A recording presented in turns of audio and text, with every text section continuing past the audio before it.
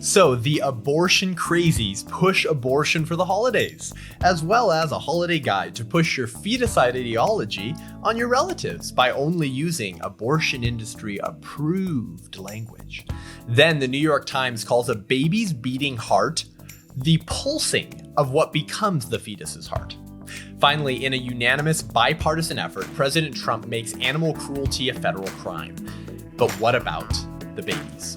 I'm Seth Gruber, and this is UnAborted.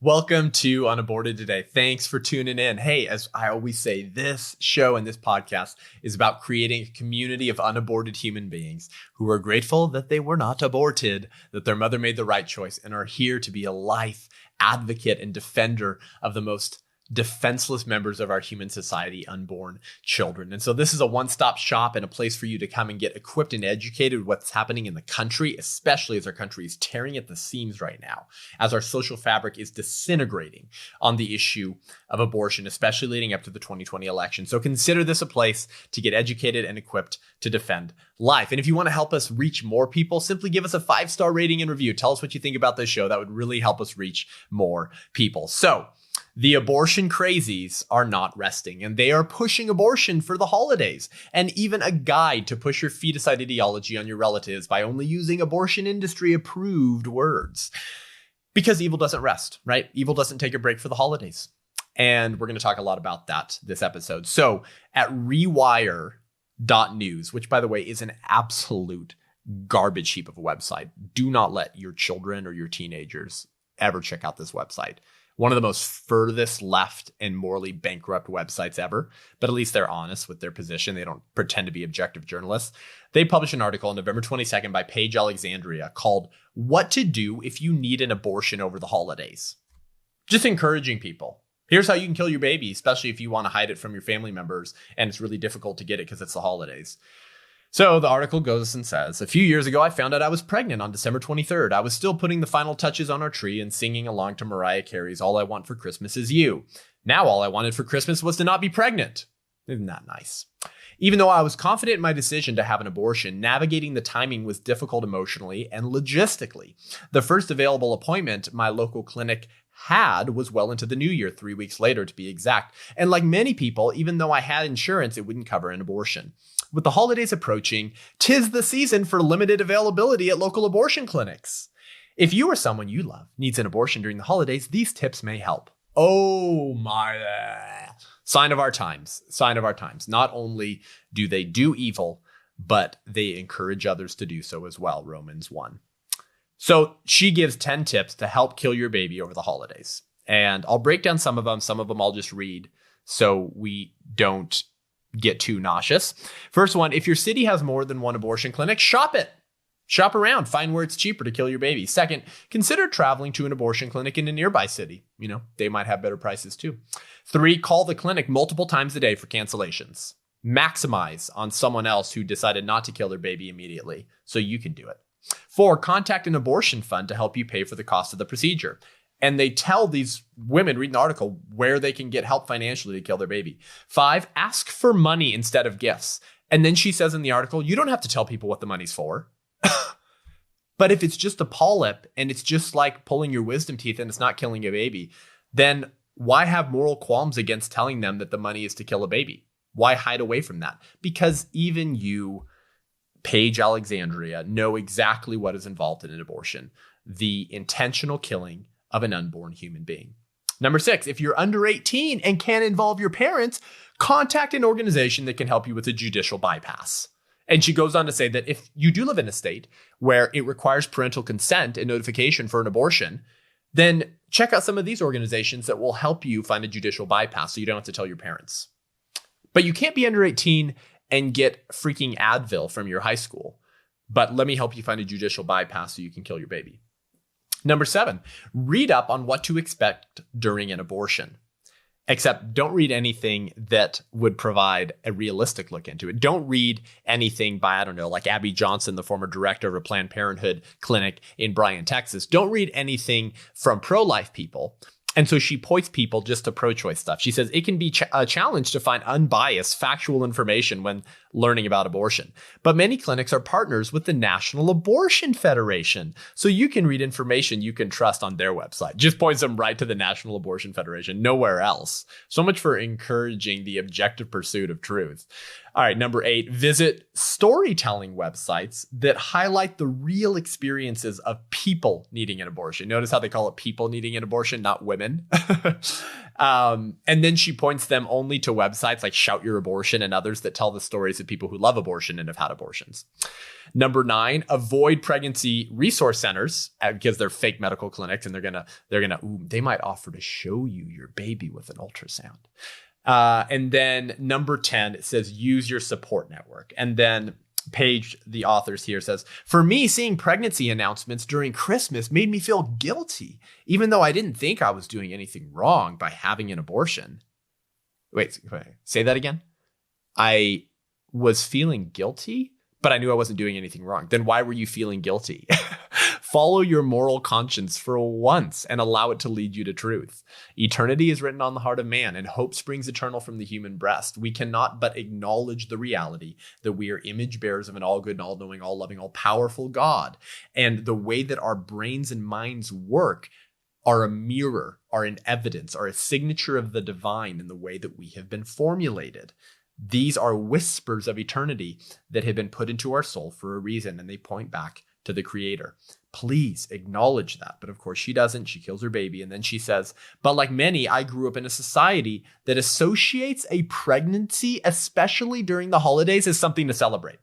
So that's why she was feeling guilty about getting an abortion, even though she didn't know it was wrong. It's because our society says that a pregnancy is something to celebrate. Of course it's something to celebrate because it's not a pregnancy. It's a new human being. It's the posterity of the nation. It's your biological offspring. It's your son or it's your daughter that I'm assuming here you engage in a consensual act of sex that led to the creation of a new human being, unless you are the 0.5% of women who are raped, in which case you're murdering a human being that you agreed to the possibility of having when you engaged in sex. And then when she talks about using your support network to kill your baby over the holidays, she says, find friends who will celebrate your choice, basically, who will say, yay, shout your abortion. Or also, here's some websites to find abortion doulas. Lovely. So this article is pushing abortion over the holidays and helping, especially young women, navigate obtaining an abortion without informing their parents and doing so quickly so they don't have to deal with a guilty conscience because our society says babies are a blessing and something to be celebrated. Now, there is an irony here, isn't it? There is a deep irony here of combining abortion at Christmas time. Because Christmas and the holidays, which by the way just comes from the word holy days, and they're holy days because it's the celebration of Christ, okay? So for those of you who say, don't say holiday, say Christmas, same thing. These holy days, this Christmas season, are the celebration of Christ entering human history as an unborn child, as a fetus, becoming one of us, fully God and fully man. And so because we bear his image and his likeness, we have the Imago Dei, then life is sacred, life is valuable. But he came first as a fetus. He entered human history as a fetus. And if the divine, fully God and fully man, unborn Jesus had value, then so do we in the womb, because we bear his image and his likeness. And attacking those that Christ has created is an attack on God. So there's this irony here of this season that's supposed to be about celebrating the incarnation of Christ as a fetus, as an embryo, as a zygote, as an unborn human being, coupled with increased attacks on other unborn children who have value because they bear the image of that fetal Christ. I mean, that's a dark irony. That's pretty depraved. And we know from the Bible that attacking those that Christ has created is an attack on Christ, right? This was what Jesus said in the parable of the sheep and the goats in Matthew 25, right? He says, whatever you did for the least of these, you did for me. For when I was hungry, you gave me something to eat. When I was thirsty, you gave me something to drink. I was a stranger and you invited me in. I needed clothes and you clothed me. I was sick and you looked after me. I was in prison and you came to visit me." And they say to him, "Lord, when did we do those things?" And he said, "Whatever you did for the least of these, you did for me." And then he turns to the goats, right? In Matthew 25, and he says, "Away from me, evildoers. For I was hungry and you did not give me something to eat. I was thirsty and you did not give me something to drink. I was a stranger and you did not let me in. I needed clothes and you did not clothe me. I was sick and in prison and you did not come to visit me."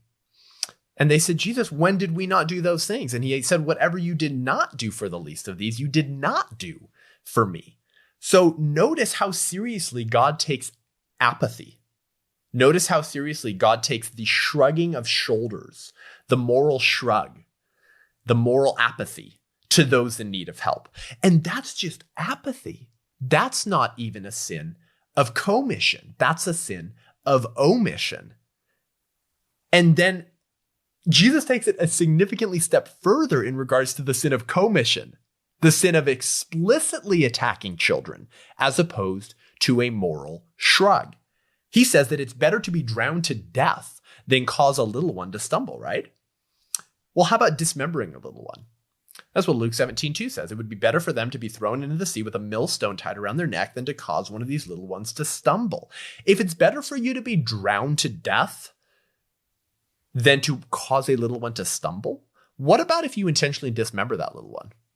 Seems a lot worse to me than just causing one to stumble from a moral perspective.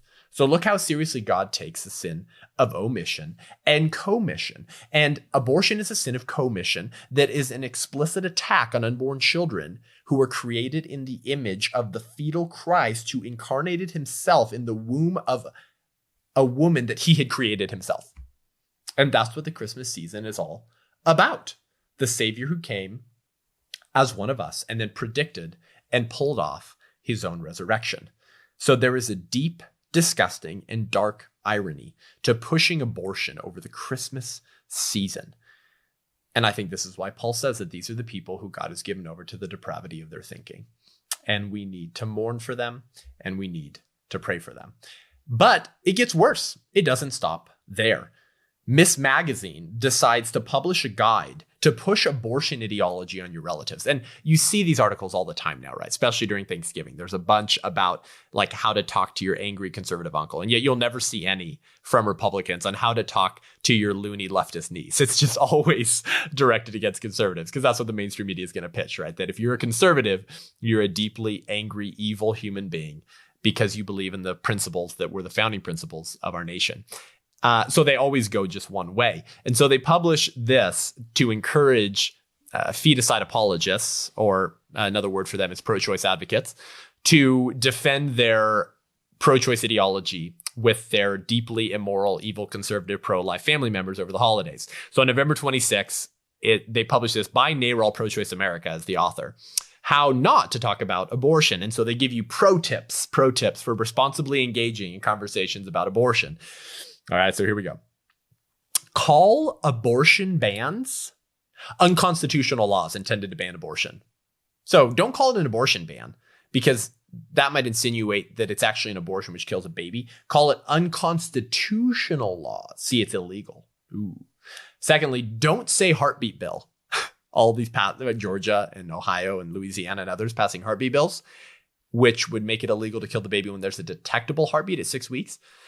Don't say that. Say abortion ban before many women know they're pregnant.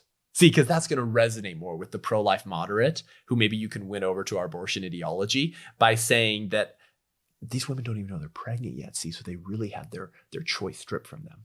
Thirdly, don't say late-term abortion. And then the article says, which is not medically accurate. They say it's not medically accurate to call something a late-term abortion, even though we came up with trimesters. And so if it was in a later trimester, a later term, then it would be a late-term abortion. They say, don't say that. It's not medically accurate. Say abortion later in pregnancy. See, because if you call it a pregnancy, then you won't risk inciting any emotional connection with the thing being aborted, with the pregnancy. So then she says, remember that late-term abortion is not medically accurate and is a loaded term that Republicans have weaponized to describe abortion later in pregnancy at the expense of women and families experiencing imaginably difficult situations. So Republicans have weaponized the term late-term abortion in order to communicate reality that it actually is a late-term abortion. Isn't abortion weaponized? Isn't abortion a weaponized procedure that, when successful, murders an unborn child, an unborn human being? And then she says it's not medically accurate, which what the heck does that even mean? It's not medically accurate to say there is such a thing? Like these things actually happen? Okay, well then let's look at the Guttmacher Institute, which used to be Planned Parenthood's statistical research branch and is a pro-choice organization. They report that 1.3% of annual abortions occur after 20 weeks. That would be a late-term abortion. And so the pro-choice people shrug their shoulders and say, 1.3%. That's like hardly anything. Yeah, except we kill 1 million babies a year. So small percentages represent large numbers, don't they? When you're talking about 1 million babies a year, that would translate to, I believe, around 12,000 babies killed in a not medically accurate late-term abortion. And then this 2013 Guttmacher article says, Guttmacher, right, pro-choice, says, quote, data suggests that most women seeking later terminations are not doing so for reasons of fetal anomaly or life endangerment, which completely undercuts and blows up this woman's narrative over at Ms. Magazine when she says that late-term abortions aren't medically accurate and they're weaponized by Republicans at the expense of women and families experiencing unimaginably difficult situations. So what she's saying is when they do happen, they're medically necessary to save the life of the mother or because the baby has a fetal anomaly and is not going to be viable or live after birth. But then Guttmacher says, actually, data suggests that most women seeking these late-term abortions do not do so for reasons of fetal anomaly or life endangerment. Oops, your narrative just got imploded by those on your side of the aisle, those who agree with you. More of their recommendations on engaging in responsible conversations on abortion on the holidays is don't use incendiary, dangerous terms like infanticide or born alive. Oh, so the term infanticide is dangerous. Just saying that term is dangerous. It's not dangerous when the term happens, when a baby's actually killed after they're born, which is infanticide. Those are incendiary, dangerous words. And we shouldn't be surprised, right? The left actually thinks that there's such a thing as hate speech. That if you say certain words they don't like, they can label it as hate speech because those words are actually violence against me. No, the procedure is violence. The killing of babies is violent. Words that describe it are not violent. So she says, instead say, quote, these inflammatory comments are part of a larger anti-choice movement. That's what you should say that. Or say, a term not grounded in medical science. Infanticide is the term not grounded in medical science. Or say, a term intended to evoke violent imagery. Well, that's exactly right. It is a term intended to evoke violent imagery by merely using words that reflect reality. It's not hyperbole to say some babies are born alive. It's not hyperbole to say that if you kill a baby born alive, that's infanticide. That's just reality. So then she goes on and say, they also like bringing up born alive to describe the notion of a baby surviving an attempted abortion, which is not grounded in medical science and is intended to evoke disturbing and violent imagery. Again, just sticking their head fully in the sand up to their shoulders and refusing to acknowledge that words have meanings and those meanings are objective. And you don't get to rewrite the definition of words simply because you don't like people knowing that you support what those words mean. So is this true, right? Is this true that babies who are born alive and survive an attempted abortion is not grounded in medical science? Well, no, it's not, because there are currently an estimated 280 living abortion survivors in the United States. And that's just estimated. That's just what we know right now. You can check out Melissa Odin, friend of mine, Melissa Odin, at her website, and she works with a lot of these abortion survivors. Okay, so obviously it's blatantly, patently false and borderline insane to say that there is no such thing as born alive humans surviving an attempted abortion. They say that's not grounded in medical science. It's right here. Except there's at least 280 living abortion survivors right now in the United States of America. You hack. My goodness. I mean, how many times does reality have to slap you in your cheek for you to say that facts exist, 2 + 2 = 4, and sometimes babies die? Furthermore, Kermit Gosnell was convicted for killing women and abortion survivors. He's serving 3 lifetime sentences in jail. There's a documentary on him called Gosnell, America's most prolific serial killer. And if he didn't kill a baby in the womb, sometimes he'd hold them up by their little ankle as they screamed and snip their spinal cords. Obviously, he was killing babies who were born alive. The unwillingness for people to acknowledge this reality. Now, are they actually insane and won't acknowledge reality? Probably not. They're probably just hacks who are resorting to euphemistic doublespeak and lies in order to advance their immoral agenda, which makes you that much more problematic and concerning to the American public. So what does this all mean? This pushing abortion during the holidays, this guide to push your abortion ideology and onto your relatives over the holidays. Well, it means that evil doesn't take Christmas off. Evil doesn't take a break. Evil never rests. Since this is Christmas time, I think it is perfectly appropriate and helpful for us to make a comparison here that is very warranted. That comparison is Herod. That comparison is a man trying to kill babies at the first Christmas. You think this is new, pushing abortion, pushing the killing of babies at Christmas? It's not new. In fact, the first Christmas involved a vicious, violent attack to kill baby Jesus, for whom Christmas revolves around, and a bunch of other babies because this crazy infanticidal maniac was pissed off. Sound similar? Yeah, it sounds like the abortion industry, doesn't it? So what does this mean? It means 2 things. It means evil was trying to kill the baby Jesus on the very first Christmas. And now the modern movement of baby killers is as animated and committed to killing babies as Herod was. And this is what happened in the story, right? Herod was going after to kill baby Jesus because he didn't want someone to threaten his rule or his throne. And because he was unsuccessful, out of anger, he ordered the murder and slaughter of every baby boy under 2 in the area that Jesus was in order to hope that he would be successful in killing baby Jesus. It's not new, friends. Evil does not take a break on Christmas. Secondly, evil requires euphemisms, right? Evil needs euphemisms. They need them. And they use them as strategies to defend the indefensible. Because abortion is indefensible. Infanticide is indefensible. And the only way that you can make these deeply evil acts sound intellectually tenable to the American public is through euphemisms. And Herod did this well as well. He did this very effectively. A very good sign of evil is the carefully selected use of clinical words or even kind words that won't reveal the deep evil of your mission. And Herod did that, and the abortion industry does that. Because Herod described his intent to murder a baby, the incarnate person of Christ. He described his intent to kill baby Jesus to the wise men as this. He said, "Go and search diligently for the child. And when you have found him, bring me word that I too may come and worship him." One big euphemistic sentence to say, when I find that little baby, I'm going to kill him. I'm going to rip him limb from limb. Herod was using euphemisms at Christmas to try to kill baby Jesus. But the reality is that he was unsuccessful, right? And so it says, then Herod, when he saw that he had been tricked by the wise men, became furious, and he lets reality slip. He abandons the euphemisms out of anger. And it says, and he sent and killed all of the male children in Bethlehem and in all that region who were 2 years old or under.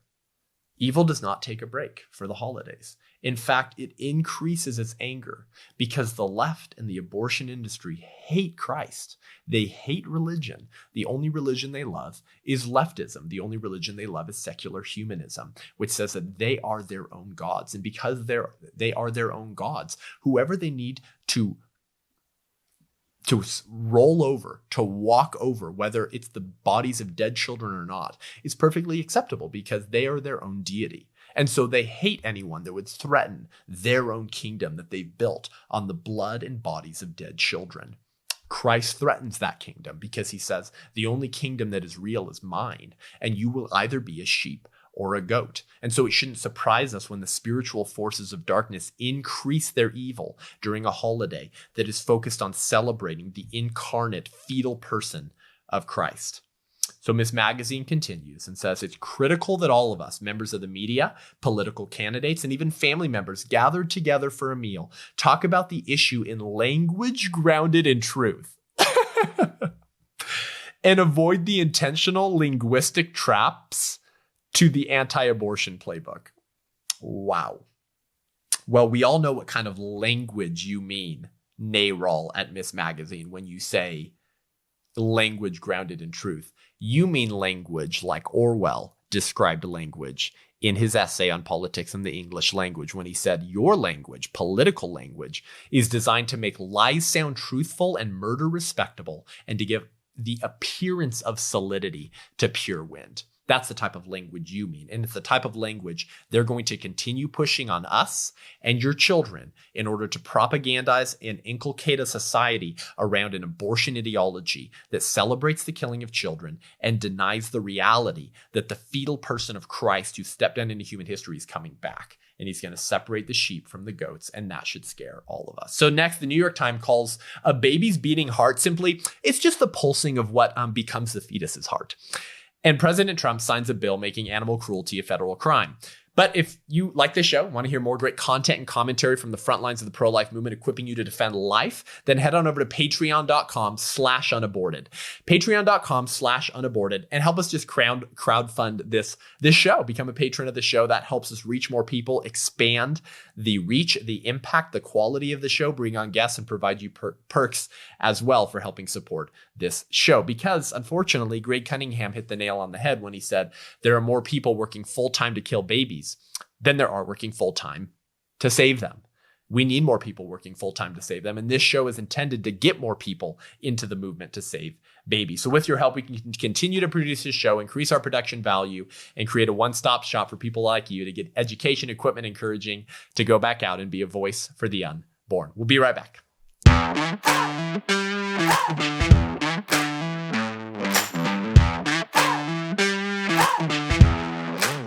So the New York Times botches biology in favor of ideology. Anyone surprised?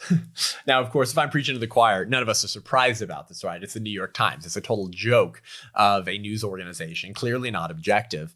And yet, one of the reasons it's important to highlight these types of pieces of news, especially as the political divide in our country continues to increase and as the elections are approaching and people are going to be forced to take sides, is because many people who are Christians, many people who say that they're pro-life, are actually not really aware of what's happening in the country on a regular basis. And I know this because this used to be me. This probably used to be you before you became culturally and spiritually woke to the reality of the abortion industry. You may not have been aware of how intense the battle is in the abortion wars between both sides of the aisle. So it's important to highlight these things. It's important for you to share this show with people who aren't aware of this so that they can develop the type of moral conviction that we have, so that they will act appropriately, because moral clarity encourages responsibility, but moral confusion encourages apathy. So if you have something crystal clear in your mind from a moral perspective, you're much more likely to engage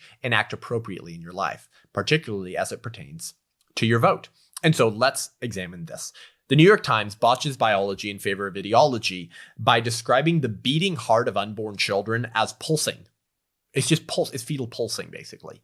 And this has been the new phrase the last year or so from the abortion industry. This is their new favorite euphemism to describe the beating heart of actual biological human beings. So on November 16th, Rick Rojas and Jeremy Alford published an article called "In Louisiana, a narrow win for John Bel Edwards and a hard loss for Trump." It's talking about the Democratic Governor John Bel Edwards in Louisiana, who's actually pro-life. And so they don't like that, right? They want to purge those types of pro-lifers from the Democratic Party. But there's a line in here where they're talking about the beating hearts of unborn babies. And it's disgusting. It's unreal. It's based on ideology. It's based on a fantasy. It's based on lies.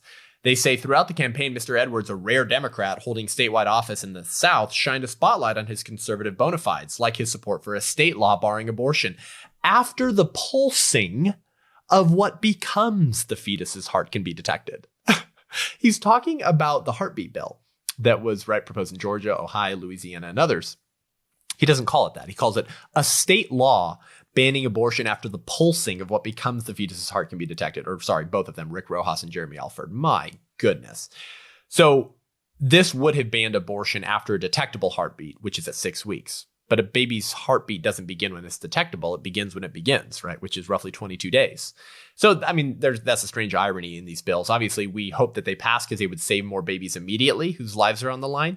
But from a moral perspective, right, it doesn't make sense to say it's wrong to kill babies who have detectable beating hearts, but it's okay to kill ones who don't have detectable beating hearts. But this is the incrementalist strategy, trying to get people on board who have a semi-functioning moral conscience enough to say, if you have a detectable beating heart that I can hear, we shouldn't kill you. Of course, we shouldn't kill any human beings because we're not valuable in virtue of having a beating heart. We're valuable in virtue of having a human nature. And the beating heart will come along with that human nature. So the heart starts beating at 22 days. These legislation would have banned abortion at 6 weeks, and they call it the pulsing of what becomes the fetus's heart. So this is another example, unfortunately, of forcing the language you need in order to further your agenda. Because you see, that develops too much of an emotional connection with the unborn child if you call them babies with beating hearts, even fetuses with beating hearts. It's far more clinical to say it's fetal pulsing, or the pulsing of what will become the fetus's heart, which is not based on biology. It's not based on reality, because we know what the science of embryology teaches us. We know that the baby's heart, the biological unborn human baby's heart, started beating at 22 days with a detectable heartbeat around 6 weeks. Manipulating language and facts in order to fit your narrative versus allowing facts to form your narrative, right? That's what's going on here. We're not going to allow reality to inform our narrative. We're actually going to manipulate facts and language in order to fit our narrative, which is a perfect description of most of the mainstream media outlets. Anyways, so what does this tell us? Well, it tells us that they all know they're killing babies. That's what it tells us. Because euphemisms are only necessary when you're trying to tone down the evil or violence of what you're defending. Right? Because why else would you need a euphemism? If something is not morally questionable whatsoever, then just use the word to describe it. You wouldn't need a euphemism to describe it. We all know this. This is why euphemisms exist, in order to make the act in question sound more acceptable, more saccharine, more clinical, more normal, more human, when the act in question is actually an inhuman act of violence.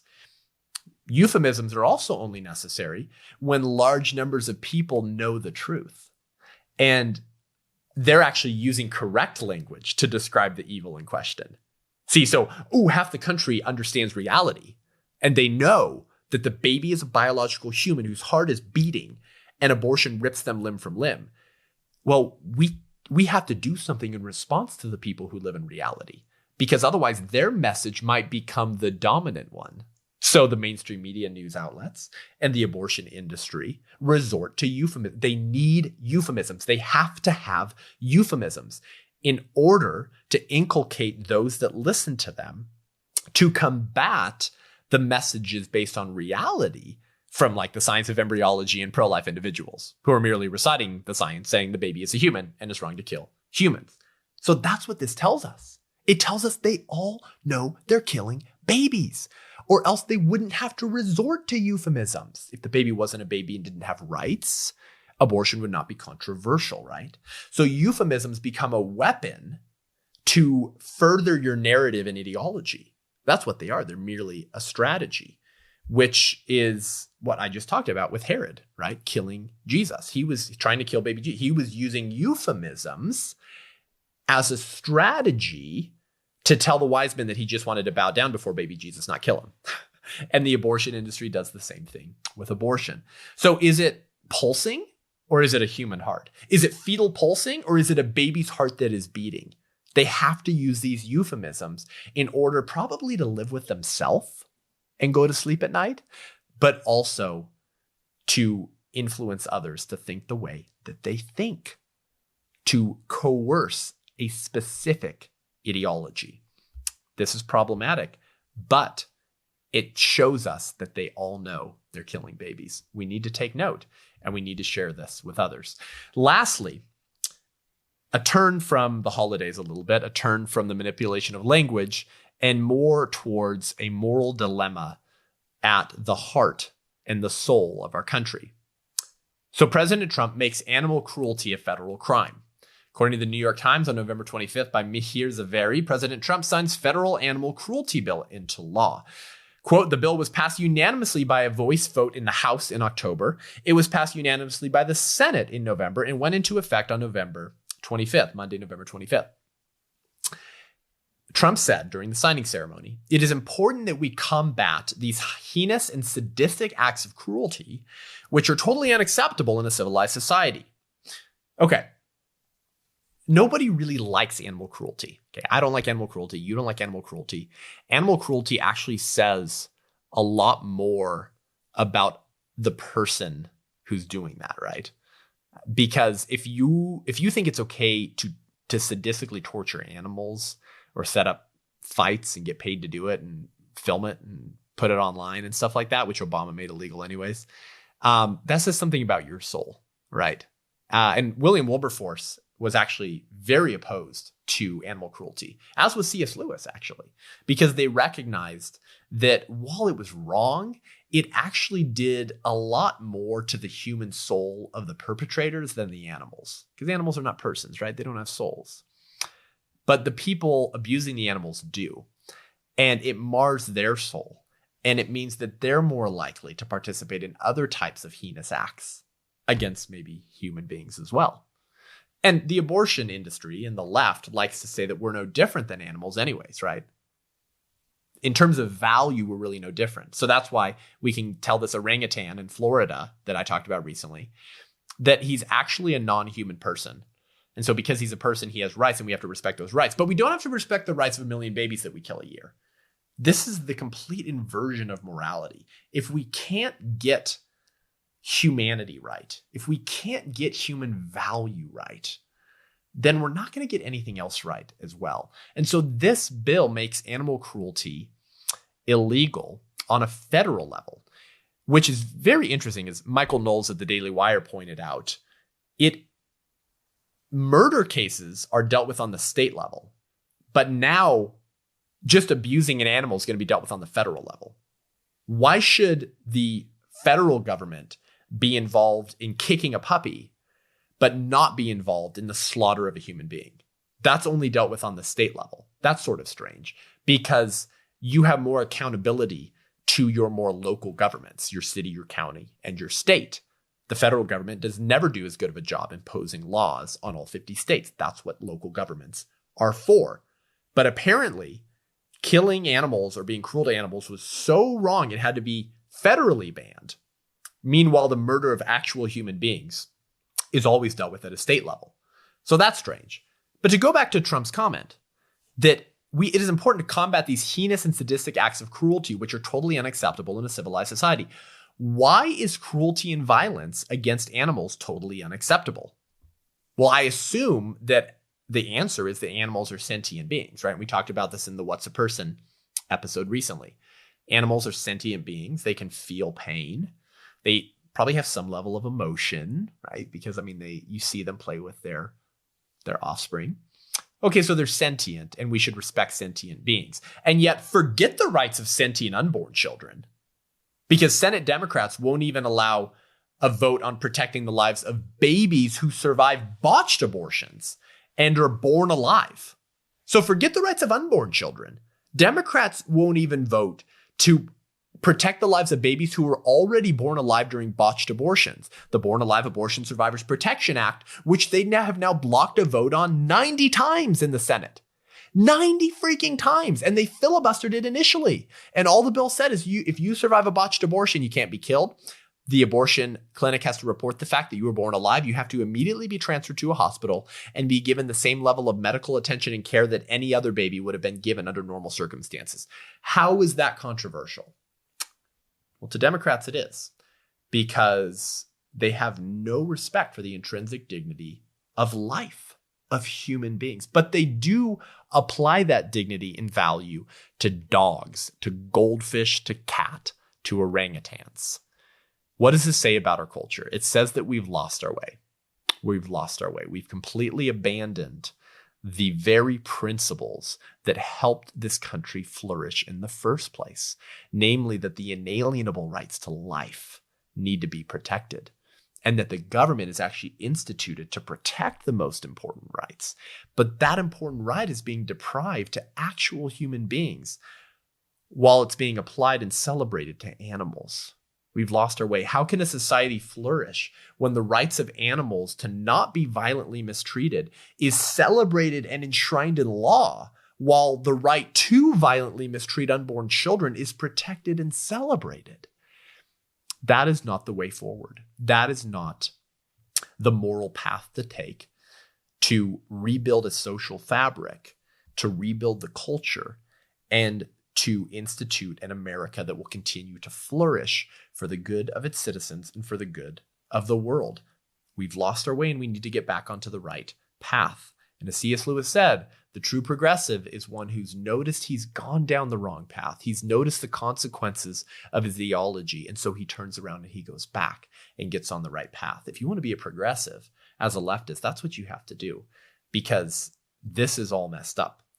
This is wrong to say animals have a federal right to not be violently mistreated, but unborn children, we have a right to federally to mistreat unborn children and force you to fund it with your tax dollars. As long as animals are given rights that humans are denied, our country will continue on its crash course collision. And so near the end of the article, the New York Times quotes Kitty Block, the president and chief executive of the Humane Society of the United States. And she says, the additional step of making acts of cruelty a crime makes a statement about American values. Yes, it does. It says our values are all screwed up. It says our values are inverted. Nobody likes to be cruel to animals, but those same people like to be cruel to unborn children. Until you get that right and you reinvert that to reflect reality, our country will continue on its crash course collision. Only by returning to and embracing our country's first principles enshrined in our founding documents, which were based on biblical truths, can we truly have a civilized society. That's what we need. That's what we need to work for. That's what we need to call on our elected leaders to institute. Thanks for joining me today. Head on over to iTunes, Spotify, YouTube. Give the show a rating and review to help us reach more people. Let us know what you think. And if you want to learn more and engage with me online, head on over to SethGruber.com, SethGrub, as in baby boy, ER.com to get my training videos, my speaking schedule, and to join my newsletter to get more equipping and training to your inbox. Thanks for joining me, and I'll see you next week. I'm Seth Gruber, and this is UnAborted.